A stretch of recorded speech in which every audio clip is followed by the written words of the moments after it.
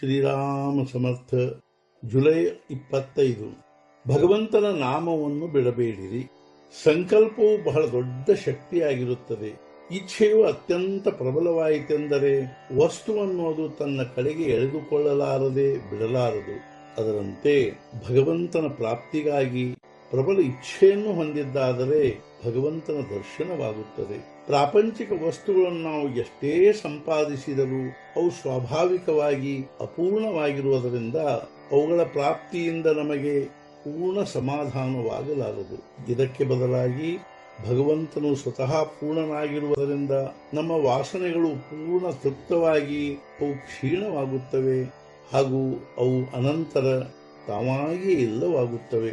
ಆದ್ದರಿಂದ ನನಗೆ ಭಗವಂತನು ಬೇಕೆಂಬ ಇಚ್ಛೆಯನ್ನು ಯಾವಾಗಲೂ ಹೊಂದಿರಬೇಕು. ಅವನ ನಾಮ ತೆಗೆದುಕೊಳ್ಳುವುದೆಂದರೆ ನೀನು ನನಗೆ ಬೇಕು ಅಂದಂತೆ ನಿಜವಾದ ಪ್ರೇಮದಿಂದ ನಾವು ನಮ್ಮ ಭಾರವನ್ನು ರಾಮನ ಮೇಲೆ ಹಾಕಿದ್ದಾದರೆ ಅವನು ನಮ್ಮ ಕಲ್ಪನೆಯನ್ನು ಮೀರಿ ಘಟನೆಗಳನ್ನು ನಡೆಸುತ್ತಾನೆ. ನಮ್ಮ ದೇಹ ಹಾಗೂ ಪ್ರಪಂಚವು ಭಗವಂತನ ಸತ್ತೆಯಿಂದಲೇ ನಡೆಯುತ್ತದೆಂಬ ಭಾವನೆಯನ್ನು ಇಟ್ಟುಕೊಳ್ಳಬೇಕು. ಅಂದರೆ ನಮಗೆ ಎಂದೂ ಕಡಿಮೆಯಾಗಲಾರದು. ನಾಮದಲ್ಲಿ ಒಂದು ವೈಶಿಷ್ಟ್ಯವಿರುತ್ತದೆ. ವಿಷಯಕ್ಕಾಗಿ ನಾಮ ತೆಗೆದುಕೊಂಡರೂ ವಿಷಯ ಪ್ರಾಪ್ತಿಯಾಗಿಯೂ ತನ್ನ ಕಾರ್ಯವನ್ನು ಅಂದರೆ ನಿಮ್ಮ ಮನಸ್ಸನ್ನು ನಿರ್ವಿಷಯಗೊಳಿಸುತ್ತಲೇ ಇರುತ್ತದೆ. ಆದ್ದರಿಂದ ಯಾವುದಕ್ಕಾದರೂ ನಾಮ ತೆಗೆದುಕೊಳ್ಳಿರಿ, ಆದರೆ ನಿರ್ವಿಷಯವಾಗುವುದಕ್ಕಾಗಿ ತೆಗೆದುಕೊಂಡರೆ ಕಾರ್ಯವು ಶೀಘ್ರವಾಗಿ ಆಗುತ್ತದೆ.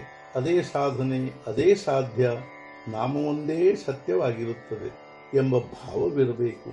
ಇದಕ್ಕಿಂತ ಬೇರೆ ಸತ್ಯವಿಲ್ಲ, ಇದಕ್ಕಿಂತ ಬೇರೆ ಸಾಧನೆ ಇಲ್ಲ ಎಂಬ ಭಾವವಿರಬೇಕು. ನಾವು ಯಾರದೇ ಕೃತ್ಯ ಮಾಡುತ್ತಿರುವಾಗ ಅದನ್ನು ಏತಕ್ಕಾಗಿ ಪ್ರಾರಂಭಿಸಿರುತ್ತೇವೆಂಬುದನ್ನು ಯಾವಾಗಲೂ ನಮ್ಮ ದೃಷ್ಟಿಯ ಮುಂದೆ ಇಟ್ಟುಕೊಳ್ಳುತ್ತೇವೆ. ಅದರಂತೆ ನಾಮ ತೆಗೆದುಕೊಳ್ಳುವಾಗ ಅದನ್ನು ಏತಕ್ಕಾಗಿ ತೆಗೆದುಕೊಳ್ಳುತ್ತೇವೆಂಬುದನ್ನು ಯಾವಾಗಲೂ ಲಕ್ಷ್ಯದಲ್ಲಿಡಬೇಕು. ಈ ಅರಿವನ್ನು ಅಖಂಡವಾಗಿ ಇಟ್ಟುಕೊಳ್ಳುವುದೆಂದರೆ ನಾನು ಭಗವಂತನವನಿರುತ್ತೇನೆ ಎಂದು ತಿಳಿಯುವುದು. ಇದಕ್ಕೆ ಅಖಂಡ ಅನುಸಂಧಾನವೆನ್ನುತ್ತಾರೆ. ವಾಸ್ತವಿಕವಾಗಿ ನಾವು ಭಗವಂತನವರೇ ಇರುತ್ತೇವೆ, ಆದರೆ ಭ್ರಮದಿಂದ ವಿಷಯದವನಿರುತ್ತೇನೆ ಎಂದು ನಮಗೆ ಅನಿಸತೊಡಗಿತು. ಸಂತರು ನೀನು ವಿಷಯದವನಲ್ಲ, ಭಗವಂತನವನು ಇರುತ್ತಿ ಎಂದು ಹೇಳುತ್ತಾರೆ.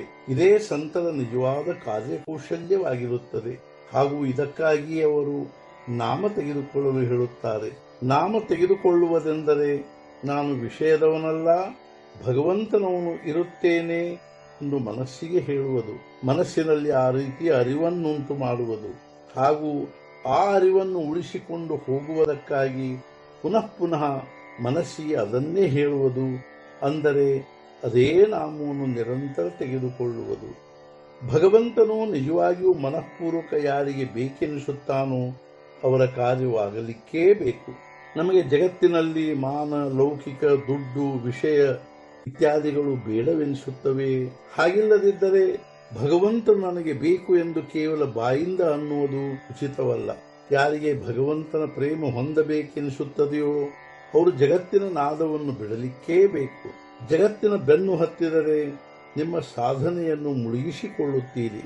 ನೀವು ನಿರಂತರ ಭಗವಂತನ ನಾಮ ತೆಗೆದುಕೊಳ್ಳಬೇಕು ಹಾಗೂ ಅವನನ್ನು ಬೇಡಿಕೊಳ್ಳಬೇಕು. ನೀವು ಎಷ್ಟೇ ಪತಿತರಾಗಿದ್ದರೂ ಪಾವನರಾಗಿ ಹೋಗುತ್ತೀರಿ. ಇದು ನಿಮಗೆಲ್ಲರಿಗೂ ನನ್ನ ಆಶೀರ್ವಾದವಿರುತ್ತದೆ. ಇಂದಿನ ಮುಖ್ಯ ವಿಚಾರ: ಮನಸ್ಸಿನಲ್ಲಿ ಏಳುವ ಪ್ರತಿಯೊಂದು ಸಂಕಲ್ಪವು ರಾಮನ ಸ್ಮರಣಪೂರ್ವಕ ಆಗಬೇಕು. ಸದ್ಗುರುನಾಥ ಮಹಾರಾಜ್ ಕಿ ಜೈ. ಜೈ ಜೈ ರಘುವೀರ ಸಮರ್ಥ.